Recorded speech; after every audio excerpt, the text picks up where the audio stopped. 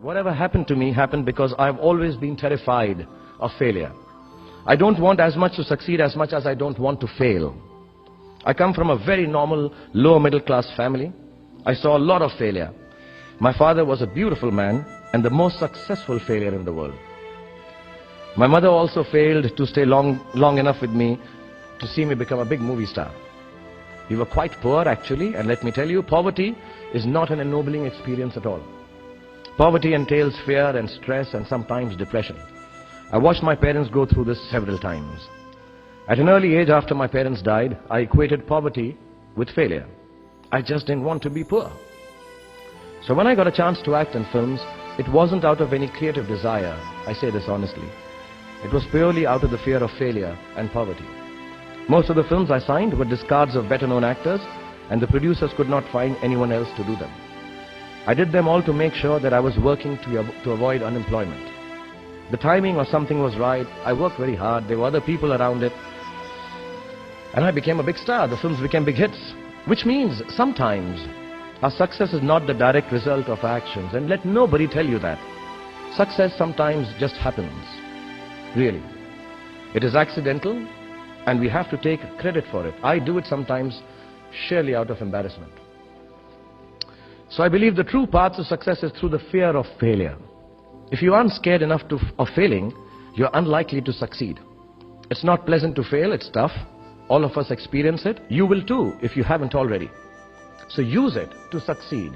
How I've done is, a few points I'd like to say, and then I'll end this monologue. Firstly, it's not the absence of failure that makes you success, that makes success. It is your response to failure that actually helps to buffer the reverses that you experience. I personally have one response to failure: pragmatism.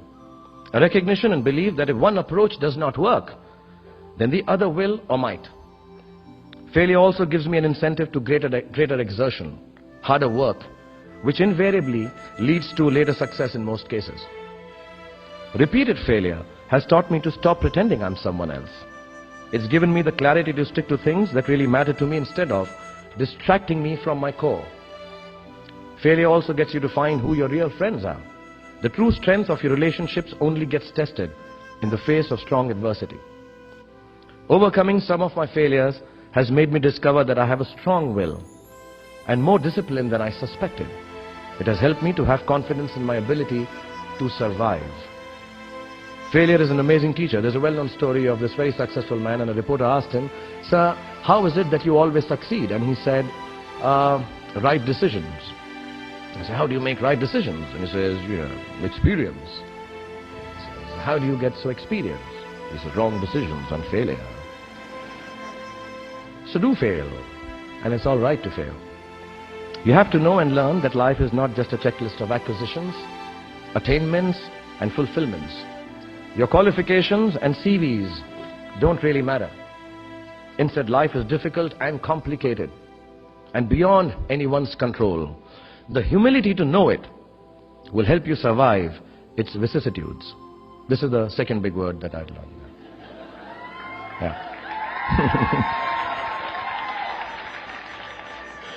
But I don't want to sound dark.